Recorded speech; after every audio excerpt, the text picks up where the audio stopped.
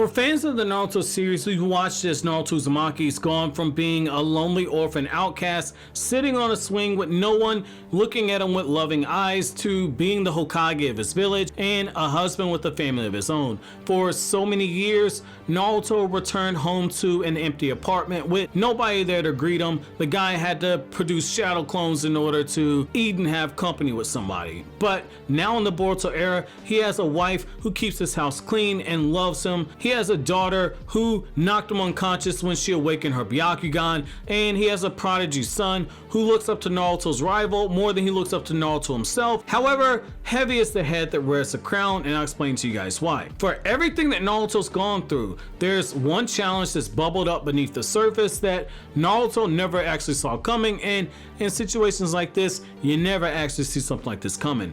The growing disapproval from the family that Naruto married into, the Hyuga clan. In today's video, I'm going to share with you guys why the clan leader of one of Konoha's 4 noble clans suggested removing Naruto's wife and children from his household to make them live in the Hyuga compound. So, like is usually the case with a lot of these lore videos I do on this channel, where I look at scenes from novels that were adapted into the anime, I'm gonna need you all who watched the Naruto Parent and Child Day novel adaptation to completely scrub all the information that you got from the anime out of your minds. Sure, some stuff like Naruto carrying Himawari on his shoulders and throughout the village and into the various shops, all that stuff was accurate. Like the other novel adaptations that's been done in the past, there was a lot of stuff that was added, like Boruto wandering around the village like a lost puppy because Naruto's not spending time with him, and he's sacrificing the time that he can spend with his father because he wants Naruto to spend it with Himawari. Very, very nice. Admiral Boruto.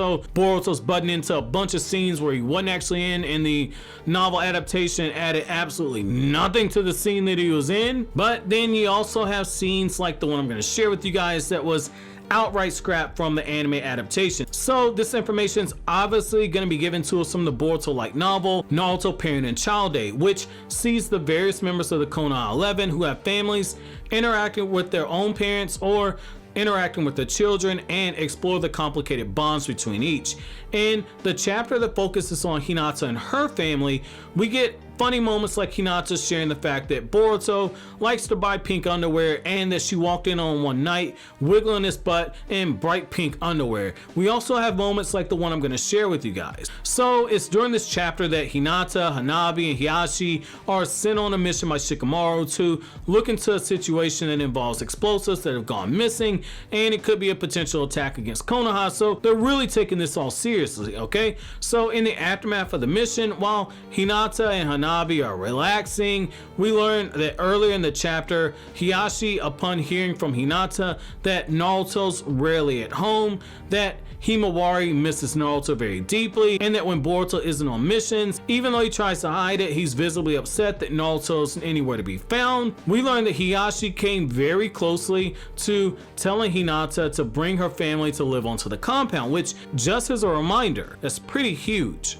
because Hiashi is the Hyuga clan leader. His word's law. However, Hiashi never actually comes out and says it, but instead it's actually Hanabi, the current heiress to the clan, who tells Hinata this, and she says the reason why Hiashi and Hanabi want Naruto's family onto the compound is because for over the last 10 years, all Hinata's done is tend to the house by herself on top of raising her children alone. Hanabi says that they can help Hinata with her family until Naruto comes with his senses and learns to balance being Hokage with being a family man, going so far as to state that Hinata will be allowed to move back into the house where she and her husband raise their children after Naruto shows that he's willing to spend time with his family. Now, I know a lot of you guys are younger viewers, okay? I know like the demographics say I got people that are like 13 to 18 or whatnot. Majority of you guys are 18 to 24, but if you're 18 to 24, you're still younger than me, okay? Like I'm 28 years old, so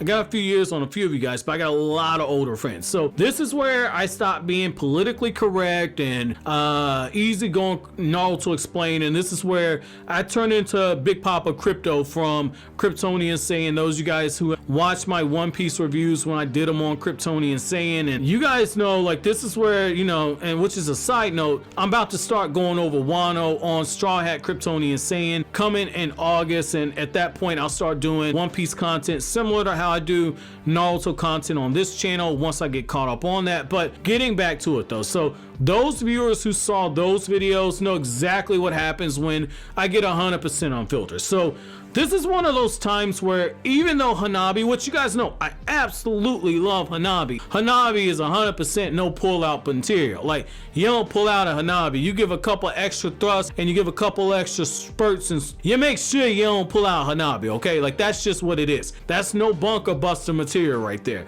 But this is the thing, even though Hanabi and Hiashi, they have the best of intentions, okay? Even though they have the best intentions, it really wasn't their best interest to keep their thoughts to themselves. Hanabi should not have butted into Hinata's marriage like that oh God, on God right now, okay? I feel so dirty. I'm actually, you guys look at the irony right here. Look at the irony. I'm actually putting on my White Knight outfit and I'm defending Hinata of all people.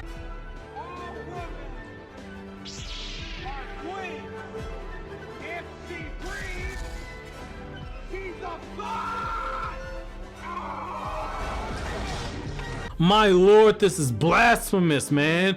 Like, now some of you guys felt when I said the 1010 was gonna be 8th Hokage. God, man, what the hell am I thinking right now? But yo, on the real though, this is one of those times where the intention is totally good and it's coming from a place of love. But as you know, and I know, and a lot of us know, the road to hell's paved with good intentions, and a lot of those good intentions came from a place of love. Just because you're coming from a place of love does not mean that you're right. So I'm only 28 years old, but I got friends who are my age and friends who are much older than me who are married. They talk about in-laws butting into their marriage, thinking that they're doing the right thing because they love the family member who's in that marriage. It's usually a quick way to cause problems in any type of a relationship. So you got really great intention here. Hinata's basically carrying the household alone because Naruto's a workaholic, but she's also choosing to support the dream of her husband who's working his butt off as Hokage. Sure, Hiashi and Hanabi,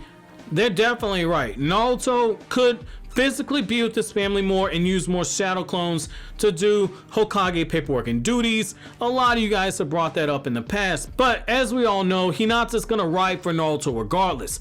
However, I want to know from you guys, do you guys fall in line with Hinata, or do you guys side with the queen of the Boruto franchise, the incredibly sexy and ultra voluptuous and perfect bubbly Hanabi Hyuga? Let me know what you guys think down in the comment section below, and I bet not see any of that Hanabi blasphemy. But as always, guys, if you like anything I had to say, don't forget to comment, rate, subscribe, and share. Thank you so much for watching all the way to the end. Have an awesome day, guys.